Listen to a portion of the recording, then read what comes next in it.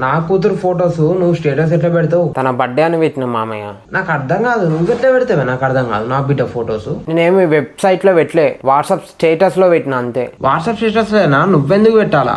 నా వరుసకి మరదలు అవుతుంది కదా, అందుకే పెట్టిన. పెడితే ఏమైతా అని చూసేటోళ్ళు ఏమనుకుంటారు, ఏదేదో అంటకాడతారు. ఎవ్వరేమనుకోరు, నువ్వు అనుకుంటావు అని చెప్పు. అనుకుంటారు, పక్కాగా ఏదో ఒకటి అనుకుంటారు. నీకు తెలియదు, నాకు తెలుసు.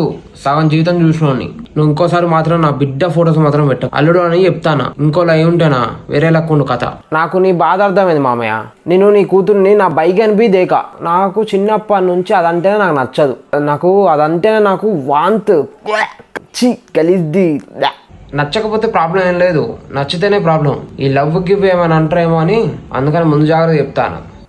దానవులో చేస్తారు గుంటన కాలోచనలు, పీత బుర్ర, గాండ్రి కప్ప నోరు, మేకల నవలేస్తుంది, కోతి వేషాలు, పంది లక్క తింటుంది, బర్ర ముఖంది, దాన్ని నేను లవ్ చెప్తానా? నువ్వు జూకి వెళ్ళాల్సిన అవసరం కూడా లేదు తెలుసా మీ ఇంట్లో. నీ ఇంట్లో ఉన్న నీ కూతురు అదంటే నాకు నచ్చదు.